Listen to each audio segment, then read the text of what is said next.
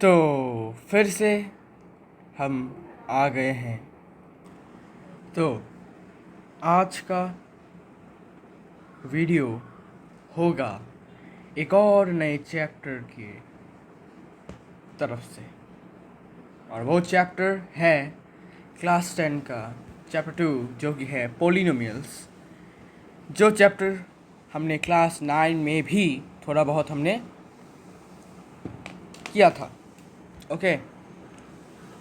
और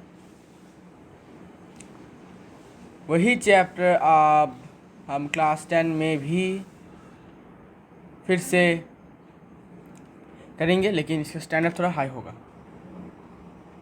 तो polynomials chapter को हम फिर से बेसिक से कुछ बातें फिर से हम रिकैप कर लेते हैं, बिकॉज बेसिक हमेशा क्लियर होना ज़रूरी है ना। तो पॉलिनोमियल चैप्टर पढ़ने से पहले पॉलिनोमियल चैप्टर में हमें कुछ ऐसे टॉपिक्स के बारे में फिर से रिवाइज करना पड़ेगा हम इसको, जो कि बहुत ही इम्पोर्टेंट होता है। तो स्टार्ट करते हैं।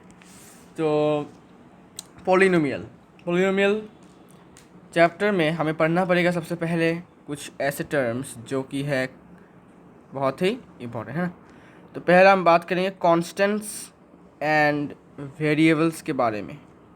ठीक है भाई, कांस्टेंट एंड वेरिएबल्स के बारे में ये सबसे बेसिक बातें हैं पॉलिनोमियल चैप्टर को पढ़ने के लिए, ठीक है ना। ये सबसे बेसिक बातें हैं, ओके। अभी कांस्टेंट क्या है, वेरिएबल क्या है, आपको तो पता ही होगा कांस्टेंट क्या है, वेरिएबल क्या है, फिर भी आपको मैं बता देता हूँ, ओके। तो कांस्टेंट का मतलब होता है कि ऐसे सिंबल्स, ठीक है। कांस्टेंट मतलब सिंबल, लेकिन यह सिंबल जो है इनके फिक्स्ड वैल्यूज होते हैं।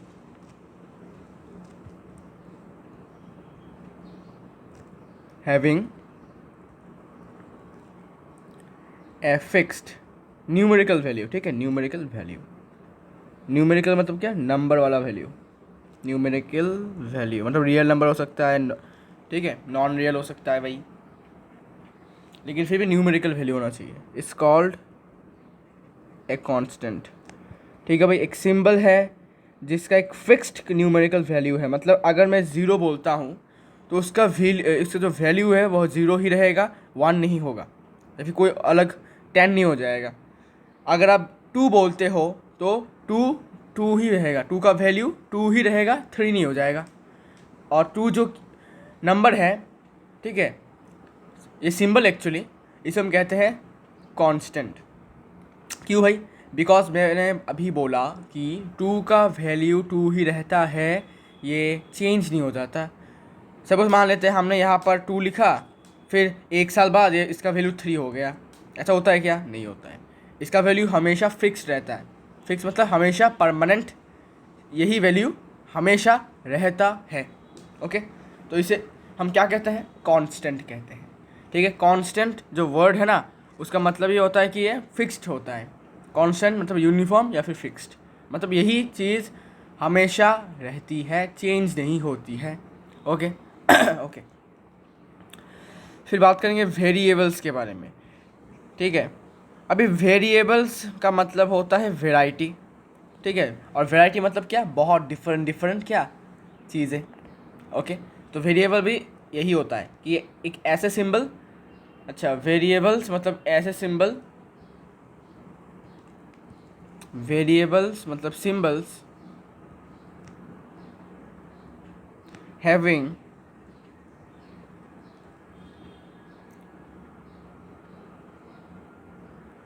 different numerical values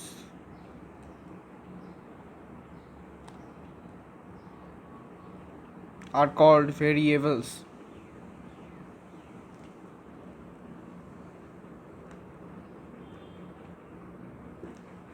ठीक है भाई। इसे कहते हैं वेरिएबल्स, मतलब ऐसे सिंबल्स जिनके डिफरेंट न्यूमेरिकल वैल्यू होते हैं। मतलब मान लेते हैं एक्स, अभी एक्स का वैल्यू कुछ भी हो सकता है। अगर मैं बोलूँ कि भाई मैंने एक्स को 2 माना, तो आप बोल सकते हो नहीं भाई मैंने एक्स को 6 माना। हाँ भाई, आपकी बात भी सही है, मेरी बात भी सही है, बिकॉज एक्स एक वेरिएबल है। तो वेरिएबल की वैल्यू कुछ भी हो सकता है भाई, कुछ भी हो सकता है, कोई भी एक नंबर हो सकता है, कुछ भी एक न्यूमेरिकल वैल्यू हो सकता है, लेकिन कांस्टेंट का वैल्यू हमेशा वही वैल्यू होगा जो होता है हमेशा से। अच्छा ठीक है भाई, अभी एग्जांपल्स भी देख लो। कांस्टेंट के एग्जांपल्स हैं -2, 1, 0, 1/2, इसके बाद 3/4, इसके बाद -100/9 एट्सेट्रा। ठीक है, ये सब कांस्टेंट होते हैं। अच्छा भाई, थोड़ा ज़्यादा ही सफोकेटिंग जैसा लग रहा है ये जगह, इसको थोड़ा इधर आता हूँ, ठीक है ना। ओके, इसको भी थोड़ा सा नीचे लाता हूँ। चलो यहाँ पर हो गया, ठीक है। अभी वेरिएबल के एग्जांपल्स कैसे, जैसे कि alphabets X, Y, Z, A, B, C, E, G, H etcetera. ठीक है भाई, कुछ भी मतलब अल्फ़ाबेट्स ही होते हैं वेरिएबल्स।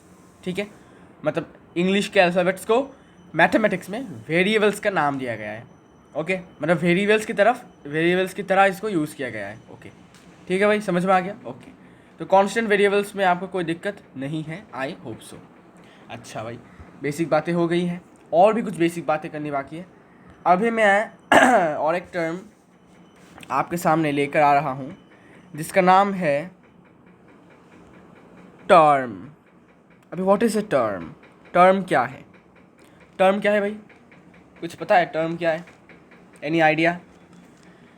बताता हूँ। टर्म मतलब, पहले डेफिनेशन लिख लो फिर बताता हूँ, आराम से समझाऊँगा। टर्म का मतलब होता है द नॉन ज़ीरो, डेफिनेशन है ये, the non zero part of N algebraic expression. अभी एल्जेब्रिक एक्सप्रेशन क्या है ये भी बताऊँगा, पहले ये पढ़ लो भाई। Algebraic expression separated by plus or minus sign are called the terms.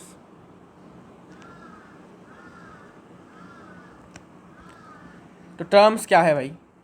Terms मतलब ऐसे non zero part, non zero मतलब क्या, ज़ीरो नहीं हो पाएंगे, ठीक है, ज़ीरो के अलावा।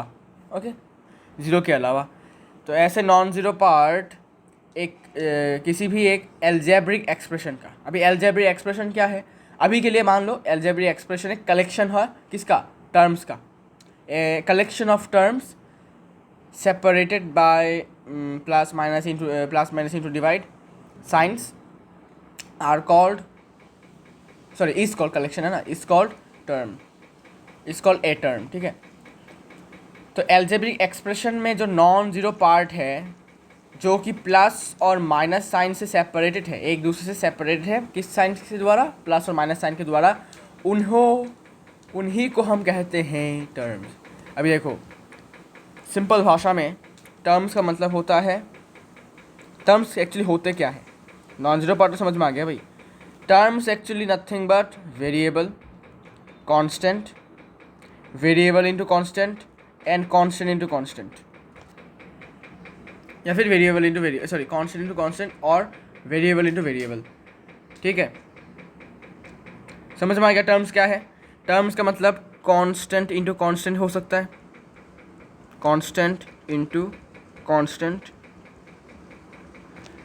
या फिर सिर्फ कांस्टेंट हो सकता है, ओनली वन कांस्टेंट, या फिर वेरिएबल हो सकता है, या फिर वेरिएबल इंटू कांस्टेंट हो सकता है, या फिर वेरिएबल इंटू वेरिएबल हो सकता है भाई।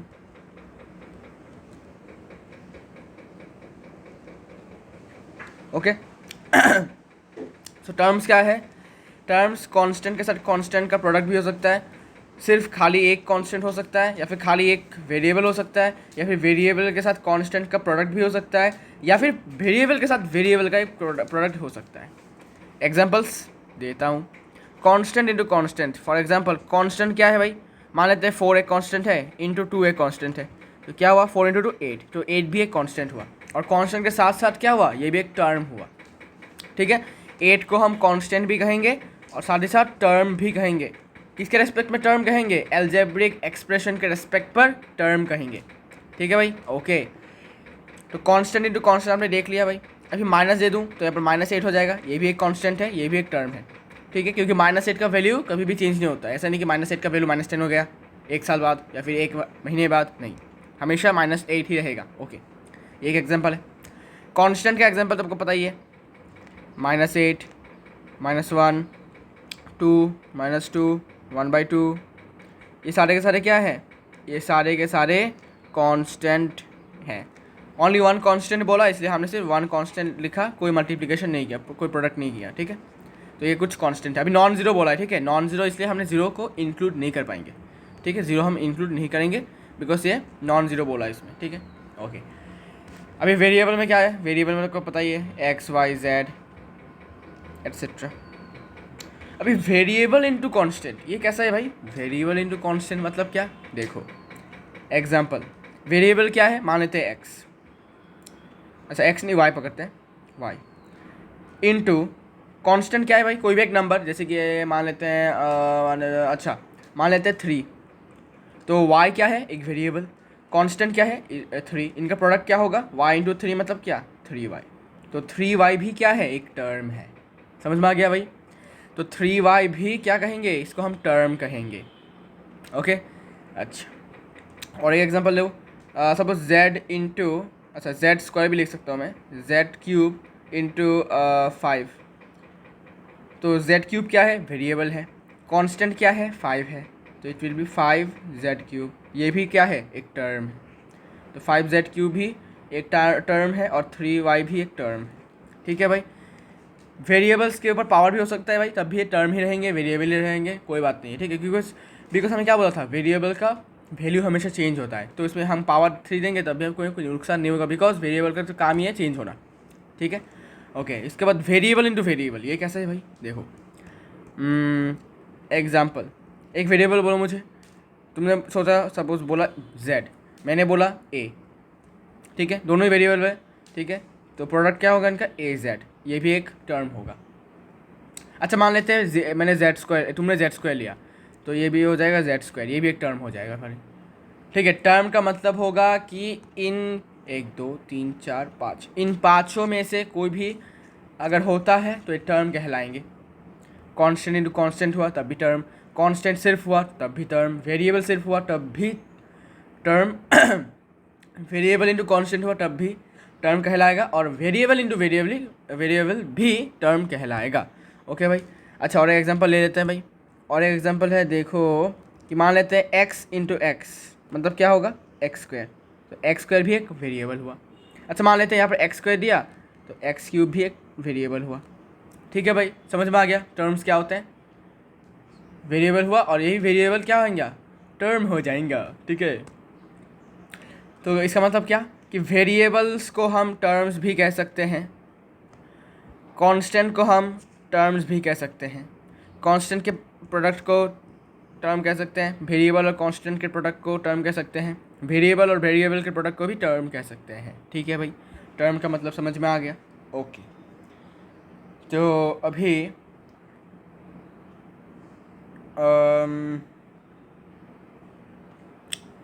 अच्छा अभी तो हम समझेंगे एलजेब्रिक एक्सप्रेशन के बारे में। एलजेब्रिक एक्सप्रेशन क्या है भाई, डेफिनेशन क्या है इसका, चलिए भाई,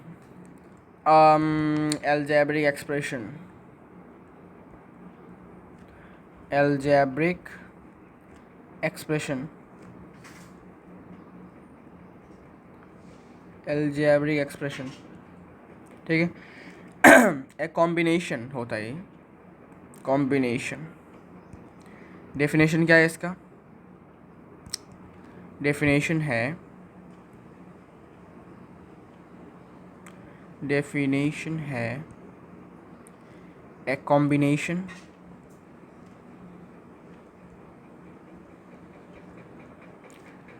of constants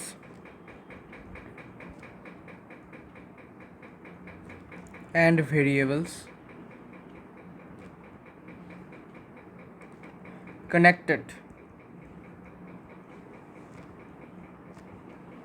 by some or all the operations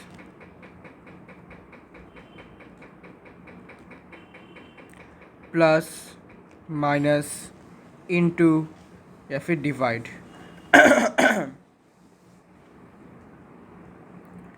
is known as algebraic expression.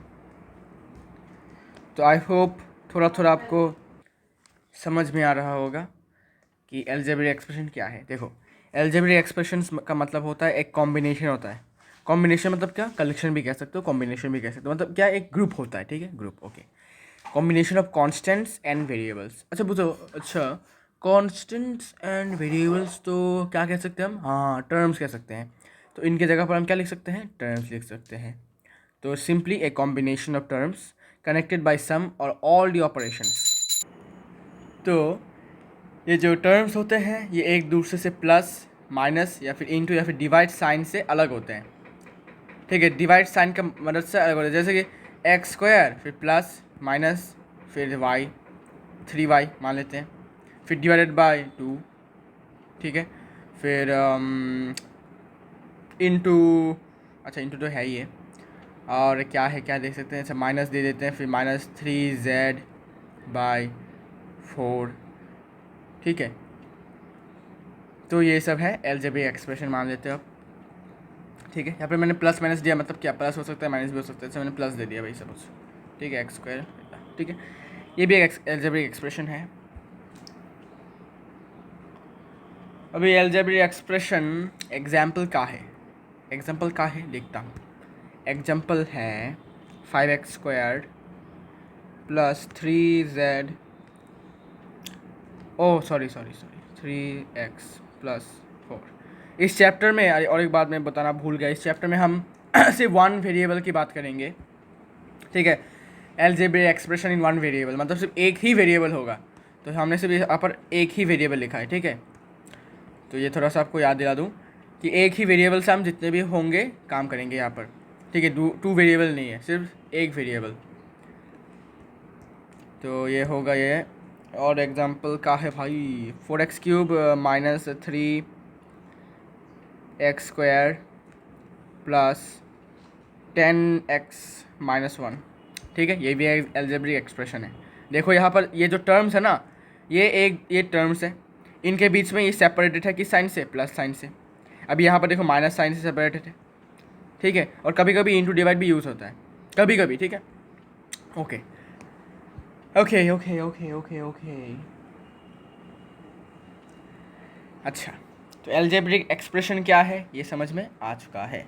अभी एल्जेब्रिक एक्सप्रेशन जब समझ में आ चुका है तब हम आगे बढ़ते हैं, और आगे बढ़ते बढ़ते, अच्छा और एक एग्जांपल यहाँ पर दे देता हूँ, XYZ, अच्छा XY नहीं, डबल वेरिएबल नहीं दूंगा, एक वेरिएबल के दूंगा, x plus x⁻⁻1 plus x⁻2 minus 1, फिर यहाँ पर प्लस 10x³, ठीक है।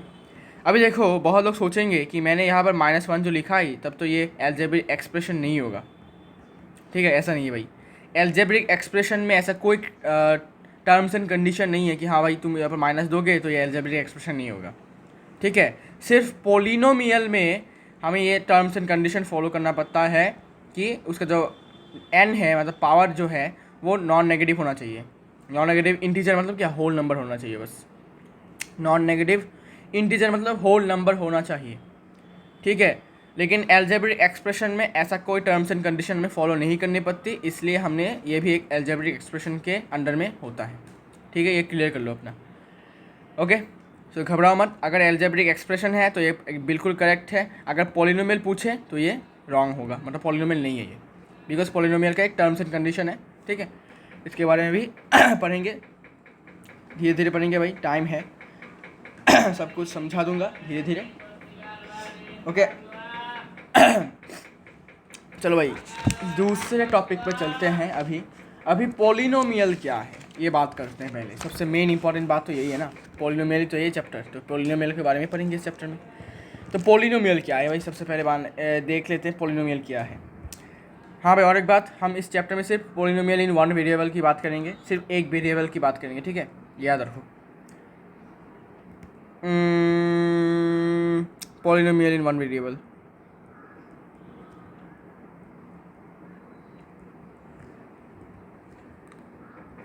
सिर्फ एक ही वेरिएबल में बात करेंगे, मतलब अगर x हुआ तो x में होगा, y हुआ तो y में हुआ, z हुआ तो z में होगा एक्चुअली। तो पॉलिनोमियल इन वन वेरिएबल का फॉर्म कैसा होता है, मतलब दिखने में कैसा होता है पॉलिनोमियल? तो एन एल्जेब्रिक एक्सप्रेशन, तो polynomial is nothing but an algebraic expression. Polynomial एक एल्जेब्रिक एक्सप्रेशन ही होता है, लेकिन इसका कुछ फॉर्म होता है। An algebraic expression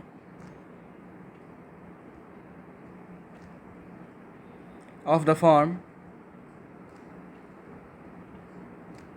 px equal to, अच्छा इसको ऐसे लिखता हूँ नीचे, of the form px equal to a0 x0 plus a1 x1 plus a2 x2 plus a3 x3, अच्छा सॉरी x3 नहीं, x टू दी पावर 3, ये x to the power 1, x to the power 2, x to the power 3, और ये है a3 a2 a1, ठीक है, power होगा x to the power 0 होगा ये, ठीक है, okay, plus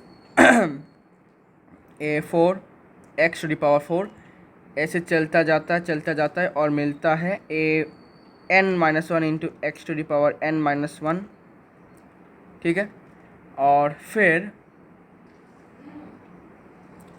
plus an x to the power n होता है, ठीक है, where a0, a1, a2, a3 ये सारे के सारे रियल नंबर्स होंगे, रियल नंबर्स। और एक बात, an जो है वो 0 के बराबर नहीं होगा, और n जो होगा एक नॉन नेगेटिव इंटीजर होगा, मतलब होल नंबर होगा, ठीक है, नॉन नेगेटिव इंटीजर मतलब कि होल नंबर, ठीक है, नॉन नेगेटिव इंटीजर मतलब कि होल नंबर, होल नंबर मतलब क्या, 0 से इन्फिनिटी तक होल नंबर होगा, और इसी को हम कहते हैं इस कॉल्ड पोलिनोमियल इन x, इस कॉल्ड ए पोलिनोमियल, इस called a polynomial in x of degree n, मतलब ये एक ऐसा पोलिनोमियल है जो जिसका वेरिएबल कौन है, सिर्फ x है, क्योंकि वन वेरिएबल है तो सिर्फ x यूज़ किया। अगर अभी आप चाहो तो उसको x की जगह पर y यूज़ कर सकते हो, कोई दिक्कत वाली बात नहीं है, ठीक है, बस एक वेरिएबल होना चाहिए बस, ठीक है। तो इसमें वेरिएबल कौन है, x, और उसका डिग्री क्या है, n। बताऊंगा कैसे डिग्री n हुआ बताऊंगा। तो ये है एल्जेब्रिक एक्सप्रेशन का एक फॉर्म। अभी आप बोलोगे px क्या है, px एक्चुअली डिनोट करते हैं पॉलिनोमियल को, किसी भी पॉलिनोमियल को हम px से डिनोट कर सकते हैं, py से डिनोट कर सकते हैं, qy से कर सकते हैं, fx से कर सकते हैं। भाई ये सब डिनोट करने का, जैसे हम बोलते हैं ना, जैसे कि हाँ इंटीजर्स मान लेते हैं, इंटीजर्स को हम कैसे डिनोट करते हैं, z से डिनोट करते हैं, z सिंबल से डिनोट करते हैं, है ना। वैसे ही पॉलिनोमियल को भी शॉर्टकट में ऐसे डिनोट किया जाता है, सिंबल से, ओके। अब अच्छा, तो पॉलिनोमियल इन वन वेरिएबल के बारे में आपको थोड़ा बहुत नॉलेज हो चुका है, पहले से भी नॉलेज था, आई नो, क्लास 9 में। अच्छा, तो अभी मैं और एक बार बता देता हूँ कि ये जो a0 है, a1 है, a2 है, a3 है, a4 है, ठीक है, ये सारे के सारे क्या है, अच्छा an-1 और an, ये सारे के सारे क्या है पता है, ये सारे के सारे रियल नंबर होने चाहिए, ये क्राइटेरिया है, ठीक है, रियल नंबर होना चाहिए बस। अभी रियल नंबर मतलब क्या, कि जिनका स्क्वायर करने से हमें पॉजिटिव वैल्यू मिलता है, ओके। अच्छा, अभी ये जो x है इसका पावर आप देख सकते हो, यहाँ पर 0 था, यहाँ पर x टू दी पावर 1 है, यहाँ पर x टू दी पावर 2, यहाँ पर 3, मतलब पावर क्या हो रहे हैं, बढ़ रहे हैं धीरे धीरे, ठीक है। अच्छा, और जो ये n है ना, n ये क्या है, ये x का पावर है, ठीक है, x जो है इसका पावर होता है n, ओके। अब ये जो n है इसको नॉन नेगेटिव भी होना पड़ता है, नॉन नेगेटिव इंटीजर होना पड़ता है, और मैंने आपको क्लास नहीं चैप्टर 1 में पढ़ाया था कि नॉन नेगेटिव इंटीजर का मतलब होता है होल नंबर, ठीक है।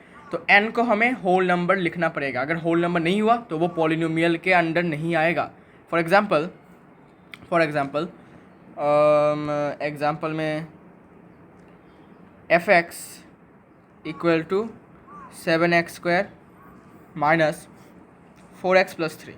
मतलब बताओ क्या ये पॉलिनोमियल है या नहीं, कैसे पता चलेगा?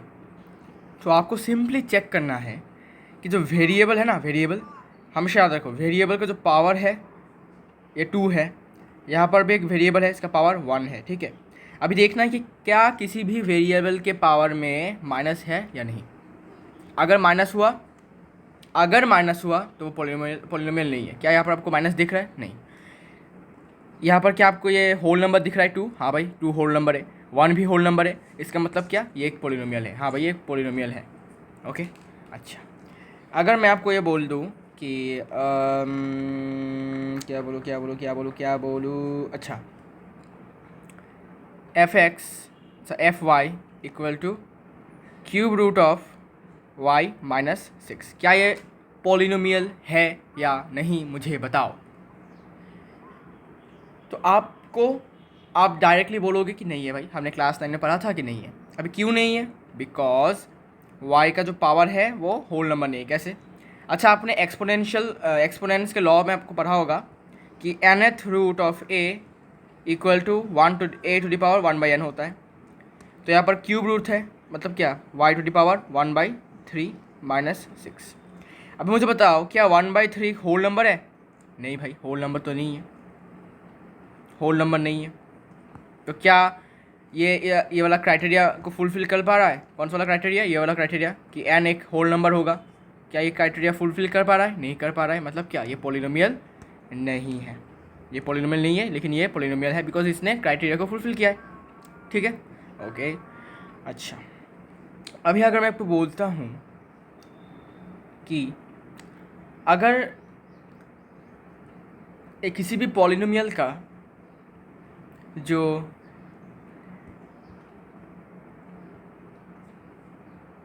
अच्छा, ये वाला पार्ट देखो, ये वाला पार्ट, ठीक है। किसी भी पॉलिनोमियल का ये वाला पार्ट क्या होता है? a0 और x टू द पावर 0। अभी x टू द पावर 0 मतलब क्या? 1। मतलब क्या? a0 इंटू 1 मतलब क्या? a0। तो a0 यहाँ पर क्या है? अकेला है। क्यों भाई अकेला क्यों है? बिकॉज इसके साथ वेरिएबल नहीं है। जो वेरिएबल था उसका पावर 0 था, तो 0 होकर उसका वैल्यू 1 हो गया। ठीक है, तो इसके साथ वेरिएबल अभी नहीं है, अभी के लिए नहीं है वेरिएबल है x टू द पावर 0, लेकिन अभी के लिए नहीं है, मतलब वो अकेला है। ठीक है, तो मुझे बताओ अगर इसके साथ कोई वेरिएबल नहीं है तो क्या इसका वैल्यू वेराई करेगा? नहीं करेगा, क्योंकि उस वेरिएबल नहीं है। वेरिएबल क्या था जिसका वैल्यू वेराई करेगा, मतलब चेंज होगा। लेकिन यहाँ पर इसके साथ वेरिएबल नहीं, मतलब क्या? इसका वैल्यू चेंज नहीं होगा, इसका वैल्यू फिक्स्ड रहेगा। अभी फिक्स्ड वैल्यू को क्या कहते हैं? कांस्टेंट कहते हैं। तो ये वाला पार्ट जो होगा पॉलिनोमियल का, इसे हम कांस्टेंट कहेंगे। ठीक है भाई, कांस्टेंट कहेंगे। ओके, तो इसमें लिख लो भाई, नीचे इन्फॉर्मेशन लिख लो, information here a0 is called the constant term,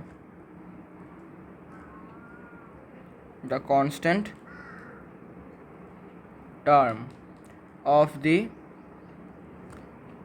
given polynomial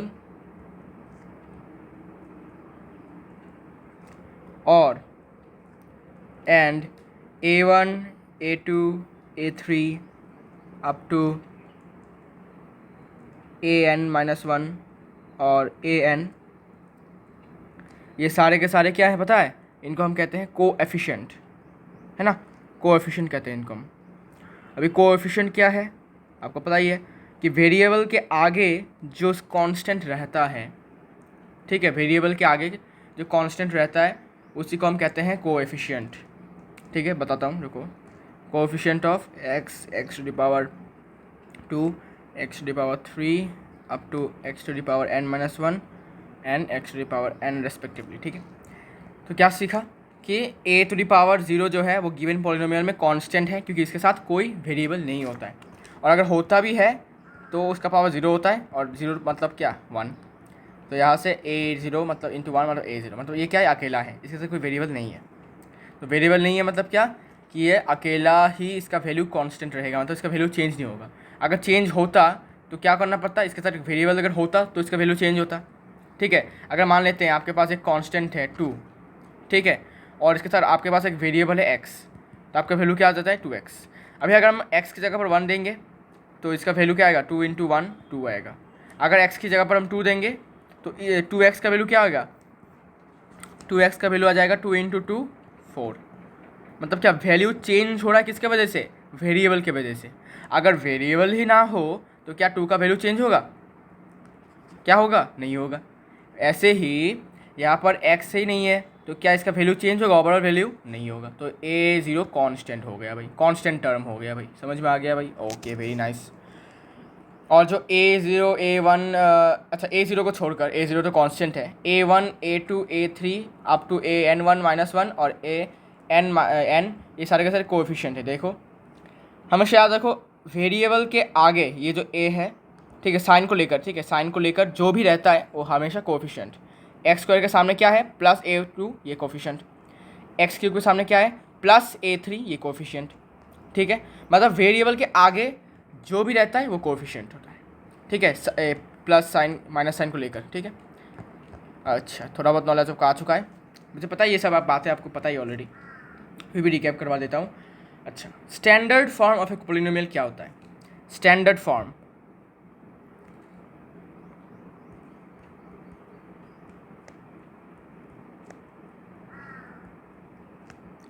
standard form of a polynomial क्या होता है, मतलब किसी भी पॉलिनोमियल का स्टैंडर्ड फॉर्म मतलब होता है कि कोई भी पॉलिनोमियल हमेशा यूनिवर्सली ऐसे फॉर्म में रहता है। ठीक है, जनरली इसका स्टैंडर्ड फॉर्म ऐसे, जैसे कि अगर मैं बोलता हूँ कि आपका स्टैंडर्ड है सपोज अभी क्लास 10, ठीक है, तो क्लास 10 के स्टूडेंट्स का स्टैंडर्ड होता है कि वो हमेशा बोर्ड्स के प्रिपेयर करते हैं, मतलब बोर्ड्स का एग्ज़ाम देते हैं। ठीक है, ये एक स्टैंडर्ड हो गया। स्टैंडर्ड मतलब कि ऐसा एक एग्ज़ाम या फिर ऐसा एक कैरेक्टरिस्टिक्स, ओके कैरेक्टरिस्टिक बोलता हूँ, ऐसा एक कैरेक्टरिस्टिक जो हर एक 10th के स्टूडेंट के पास होता है। ठीक है, जैसे कि हर एक 10th का स्टूडेंट क्या करता है, बोर्ड्स एग्ज़ाम देता है, और हर एक 9th का स्टूडेंट क्या करता है, बोर्ड्स के लिए प्रिपेयर होता है। ठीक है, एक साल पहले बोर्ड्स के लिए थोड़ा बहुत प्रिपेयर होता है ना। मतलब क्लास 9 का स्टैंडर्ड होता है कि हर एक स्टूडेंट बोर्ड एग्ज़ाम है ना उसके लिए एक साल पहले प्रिपेयर करता है, मतलब धीरे धीरे अपने आप को बिल्डअप करता है। और क्लास 10 स्टूडेंट्स का स्टैंडर्ड होता है कि वो बोर्ड्स एग्ज़ाम देते हैं। ठीक है, तो ये है स्टैंडर्ड। ठीक है, मतलब वो हमेशा ऐसा ही होता है, दुनिया में हर एक 10th स्टैंडर्ड का स्टूडेंट बोर्ड्स एग्ज़ाम देता है हमेशा। हमेशा मतलब क्या, हर किसी कंट्री, हर एक कंट्री का, हर एक स्टेट का। ठीक है, तो मतलब ऐसा नहीं कि एक 10th का स्टूडेंट एक कंट्री का बोर्ड का एग्ज़ाम ना देकर 11 का एग्ज़ाम देगा, ऐसा नहीं है। दुनिया में जितने भी 10th के स्टूडेंट्स हैं वो हमेशा बोर्ड एग्ज़ाम देंगे, ये है एक स्टैंडर्ड कह सकते हो। ठीक है, ओके, इसका स्टैंडर्ड फॉर्म क्या है, ए पोलिनोमियल इन एक्स। ठीक है, वेरिएबल एक्स है, a polynomial in X expressed either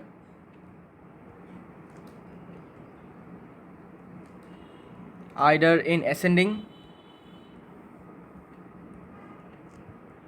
or ascending powers of x or in descending power descending power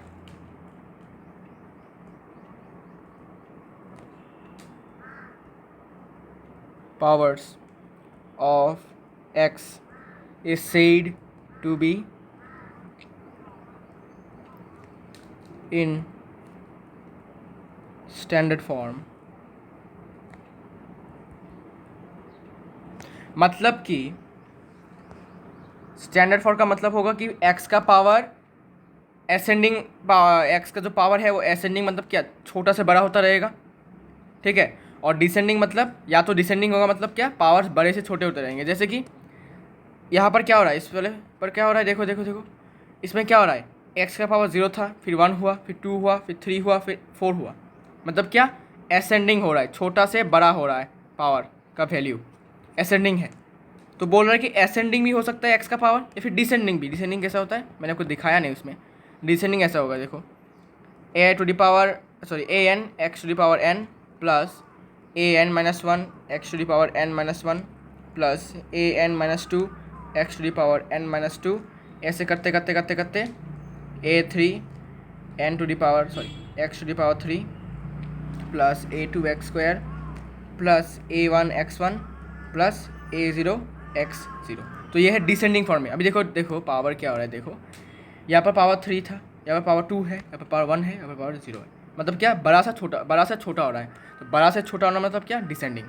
ठीक है, तो ये दूसरा फॉर्म हो सकता है पॉलिनोमियल का। मतलब ऐसा हो सकता है कि F X to the power 4 plus X square plus 1 हो सकता है, ठीक है, प्लस 1 हो सकता है, या फिर F X plus X cube plus X to the power 5 हो सकता है।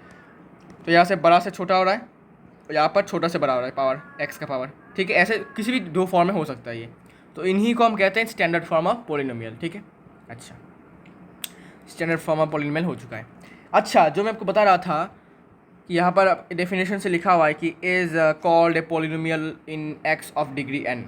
मतलब इस पॉलिनोमियल की जो डिग्री है वो एन है। कैसे प्रूफ होगा, मतलब प्रूफ कैसे हुआ भाई ये एन है।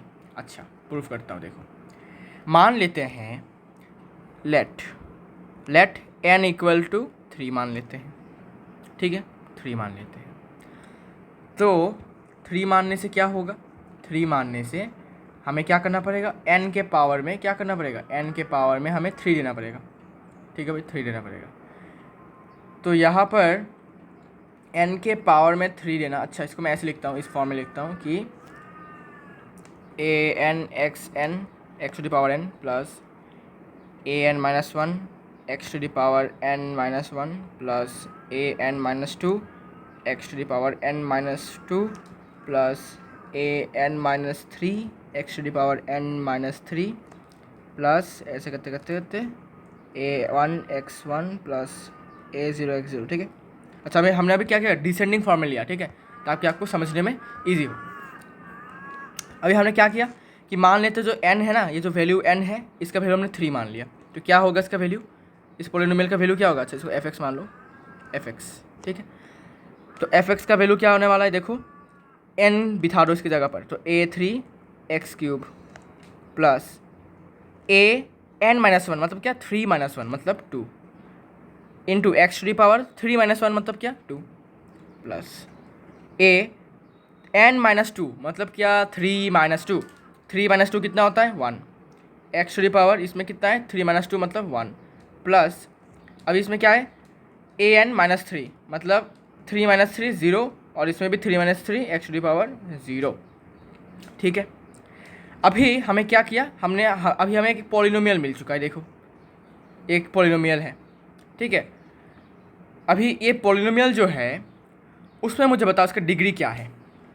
डिग्री क्या होता है भाई, डिग्री का मतलब होता है कि वेरिएबल का सबसे बड़ा पावर कौन सा है। तो यहाँ पर वेरिएबल कौन है तो बताओ पहले, यहाँ पर वेरिएबल है एक्स।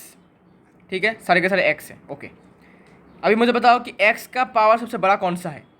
ठीक है, तो क्या एक्स का पावर 0 बड़ा है, या एक्स का पावर 1 बड़ा है, या फिर एक्स का पावर 2 बड़ा है, या फिर एक्स का पावर 3 बड़ा है। तो आप बोलोगे एक्स का पावर 3 सबसे बड़ा है, इन चारों में से एक्स का पावर 3 सबसे बड़ा है। ठीक है, तो यहाँ पर डिग्री कौन होगा, डिग्री होगा ये 3। ठीक है, तो डिग्री होगा 3। अभी सोचने वाली बात है कि डिग्री जो 3 हुआ यही तो इसका पावर है ना, कि जो डिग्री है वो 3 है। हाँ भाई पता चल गया, लेकिन ये जो डिग्री है ये n के पावर के साथ बराबर है। देखो यहाँ पर हमने n को 3 लिया था और डिग्री भी हमें 3 मिला है। इसका मतलब ये हुआ कि जो वैल्यू n का होता है वही वैल्यू डिग्री का भी होता है उस पॉलिनोमियल का। जैसे कि हमने यहाँ पर n का वैल्यू 3 लिया। ठीक है, यहाँ पर 3 सब कुछ 3 हो गया। तो होने के बाद डिग्री जो है हमने जब डिग्री को मेजर किया, मतलब डिग्री फाइंड आउट किया इस पॉलिनोमियल का, हमें 3 मिला और हमने n को भी 3 माना था। इसका मतलब कि n equal to degree equal to 3। मतलब किसी भी पॉलिनोमियल का डिग्री जो होता है वो n के पावर पर डिपेंड करता है, ठीक है, मतलब n का वैल्यू पर डिपेंड करता है। अच्छा, और एक एग्जांपल ले देते हैं। अभी अगर मैं n के वैल्यू को 2 पकड़ता हूँ तो डिग्री क्या होगा, 2 होगा। प्रूफ कर लेते हैं, देखो fx इक्वल टू, अभी इस फॉर्म में लिखेंगे फिर से, इस फॉर्म में, ठीक है। तो इसमें a2 हो जाएगा, x2 हो जाएगा, प्लस an-1 मतलब क्या, a2-1 मतलब a1, और इसमें भी 2-1 तो x टू द पावर 2-1 मतलब 1, प्लस इसमें कितना है an-2 मतलब 2-2 0, और इसमें भी 2-2 0। तो हमें एक और पॉलिनोमियल मिल चुका है। अभी मुझे बताओ इस पॉलिनोमियल की डिग्री क्या है। तो x है सारे के सारे वेरिएबल, तो x टू द पावर 0 बड़ा नहीं है, x टू द पावर 1 से बड़ा x, अच्छा तो डिग्री क्या है, सबसे बड़ा पावर कौन सा है, 2। तो यहाँ पर डिग्री क्या है, डिग्री हो चुका है 2, अरे सॉरी, डिग्री हो चुका है यहाँ पर 2। लेकिन हमने n को भी तो 2 माना था। अरे भाई ये क्या हो गया, n भी बराबर d के साथ बराबर है n, मतलब जो वैल्यू n का होगा वही हमें डिग्री मिल जाता है। आई मीन टू से कि जो वैल्यू n का होता है वही वैल्यू डिग्री का भी होता है किसी भी पॉलिनोमियल का, ठीक है। तो आपको याद रखना है कि अगर किसी भी पॉलिनोमियल का आपको जो n है पावर जो है वो अगर आपको 2 दिखने को मिल रहा है तो समझ जाओ कि उस पॉलिनोमियल का डिग्री भी 2 ही होगा, ठीक है। इसलिए यहाँ पर बोला गया है कि it's called a polynomial in x of degree n, ठीक है, ऑफ डिग्री n, मतलब डिग्री क्या होगा इस पॉलिनोमियल का, इस पॉलिनोमियल का डिग्री होगा n, ठीक है भाई, समझ में आ गया, ओके, ठीक है भाई, समझ में आ गया आपको, शायद सबको समझ में आ गया होगा। अच्छा, तो ये सब बातें तो हो चुकी हैं, तो आज के लिए इतना ही, मिलते हैं नेक्स्ट वीडियो में। नेक्स्ट वीडियो में हम बात करेंगे और भी इसके बारे में जो हमें चाहिए होता है, जो बेसिक बातें हैं वो करेंगे। फिर धीरे धीरे हम इस चैप्टर की जो मेन इंपॉर्टेंट पार्ट है उसमें जाएंगे, क्योंकि बेसिक पहले क्लियर करना पड़ेगा आपको, है ना। इसके बाद हम जाएंगे मेन पार्ट में, ठीक है। तो तब तक के लिए मिलते हैं नेक्स्ट वीडियो में।